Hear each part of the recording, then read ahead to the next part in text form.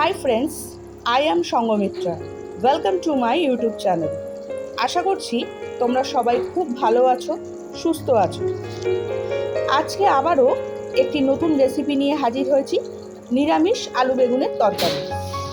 দুর্দান্ত স্বাদের এই রেসিপিটি নিরামিষের দিনে বা পুজো পার্বণে ব্রেকফাস্ট কিংবা ডিনারের জন্য তোমরা তৈরি করে নিতে পারো। তাই ভিডিওটি স্কিপ না করে পুরো ভিডিও দেখার অনুরোধ করছি। তাই আর একটুও দেরি না করে দেখে নেওয়া যাক আমার আজকের রেসিপি, নিরামিষ আলু বেগুনের তরকারি। আলু বেগুনের তরকারি করতে প্রথমেই আমার যে উপকরণটা লাগছে, আলু আর বেগুন। আলুটাকে আমি ডুমো ডুমো করে কেটে নিয়েছি, বেগুনটাও সেম আমি ডুমো করে কেটে নিয়েছি, করে খুব ভালো করে ধুয়ে পরিষ্কার করে নিয়ে তারপর নুন হলুদ মাখিয়ে রেখেছি। তারপরে লাগছে আদা বাটা, জিরের গুঁড়ো, লঙ্কার গুঁড়ো, হলুদ গুঁড়ো, লবণ, কাঁচা লঙ্কা, ধনে পাতা, সবজি মশলা, আর ফোড়নের জন্য লাগছে শুকনো লঙ্কা আর পাঁচফোড়ন। আর এই গোটা রান্নাটাই আমি সর্ষের তেলে করব। তো চলো রান্নাটা এবার শুরু করে দিই। তেলটা আমার খুব ভালো করে গরম হয়ে গেছে, এবার আমি বেগুনগুলো এর মধ্যে ফ্রাই করে নেব। বেগুনগুলো আমি খুব ভালো করে নেড়ে চেড়ে ফ্রাই করে নেব। দেখতেই পাচ্ছ বেগুনগুলো আমার হালকা করে ভাজা হয়ে গেছে, খুব বেশি লাল করে ভাজবার দরকার নেই, হালকা রং হলেই বেগুনগুলো উঠিয়ে নামিয়ে দেবে। বেগুনগুলো আমার ভাজা হয়ে গেছে, এইবার আমি এই তেলের সাথে আরও একটু সর্ষের তেল মিশিয়ে নেব। কড়াইতে আমি আর একটু অল্প করে সর্ষের তেল দিয়ে দিয়েছি।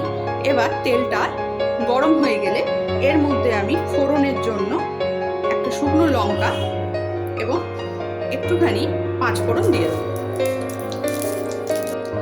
পাঁচফোড়নটা ভাজা ভাজা হয়ে গেলে আলুগুলো আমি এই তেলের মধ্যে দিয়ে দেবো।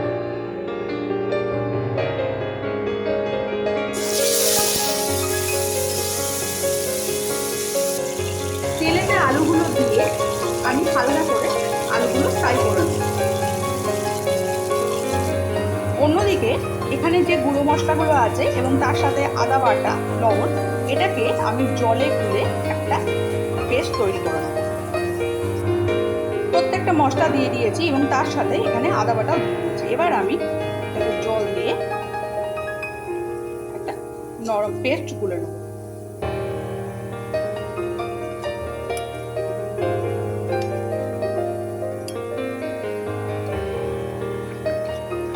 পেস্ট আমার গোলা হয়ে গেছে, অন্যদিকে আলুগুলো ভাজা ভাজা হয়ে যাচ্ছে। এবার এই পেস্টটা নিয়ে আমি আলুর মধ্যে দিয়ে দেব।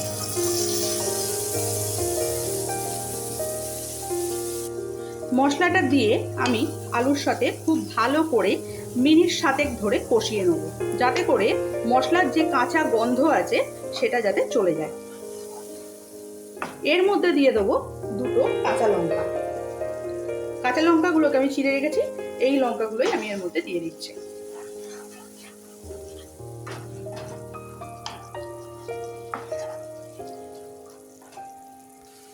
মিনিট 7 পর আমি এর মধ্যে সামান্য চিনির দানা অ্যাড করছি।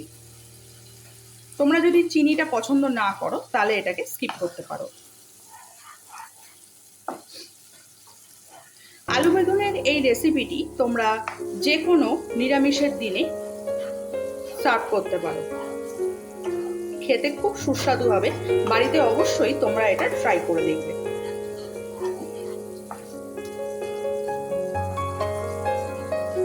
কালারটা অলরেডি খুব সুন্দর এসে গেছে। এবার আমি এর মধ্যে সামান্য জল দেব। দেখো গ্রেভি থেকে অলরেডি তেলটা বেরিয়ে গেছে। এবার আমি এর মধ্যে খুব সামান্য জল দেব, দিয়ে আবার এটাকে কিছুক্ষণের জন্য ভালো করে মশলাটা কষিয়ে নেব, যাতে করে কোনো রকম কাঁচা গন্ধ এই রান্নাটির মধ্যে না থাকে।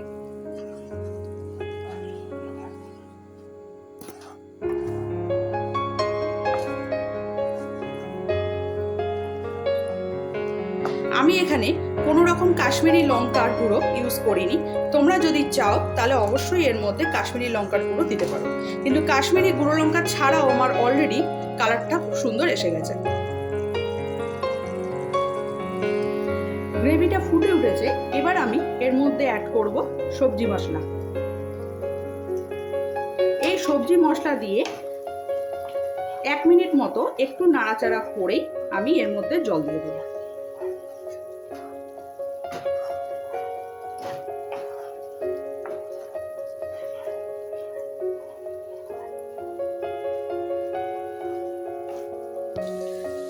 মশলাটা খুব ভালো করে কষানো হয়ে গেছে, দেখে বুঝতেই পারছো।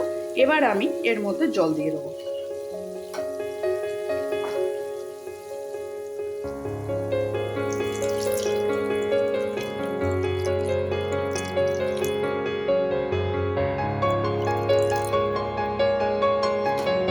জলটা তোমরা যে যার পরিমাণ মতো দেবে, আর নুন আর চিনির পরিমাণটাও যে যার স্বাদ অনুযায়ী আর পরিমাণ মতো দেবে।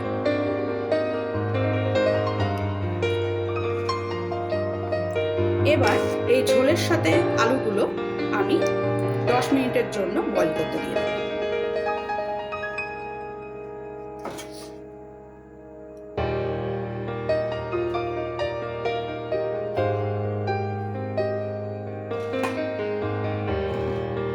দশ মিনিট পর আবার ফিরে আসছি।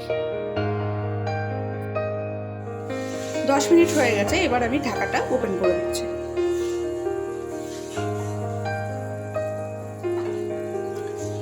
ঝোলটা আমার অনেকটাই ফুটে উঠেছে, এবার আমি এই ভাজা বেগুনগুলো এর মধ্যে দিয়ে দেবো।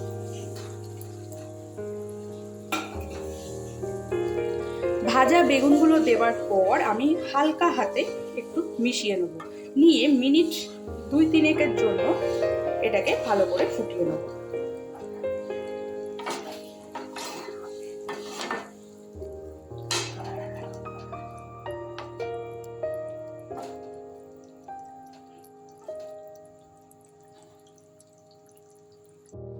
দু থেকে 3 মিনিট আমি বেগুনগুলো দিয়ে ভালো করে গ্রেভির সাথে ফুটিয়ে নিয়েছি। এরপর গ্যাসের ফ্লেমটা আমি জোরে দিয়ে দিয়েছি। এই আলু বেগুনের তরকারিটা একটু গায়ে মাখা হবে এবং গ্রেভিটা কম থাকবে।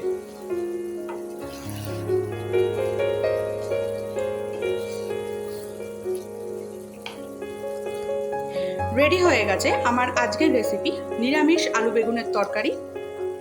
নামানোর আগে আমি ওপর দিয়ে ধনেপাতা কুচিগুলো অ্যাড করব।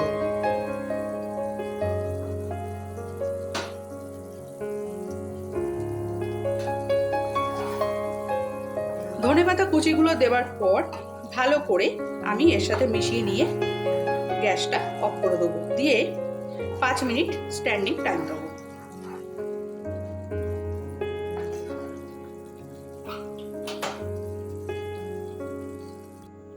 5 মিনিটের জন্য স্ট্যান্ডিং টাইম দিয়ে আমি সার্ভ করে দেখাচ্ছি।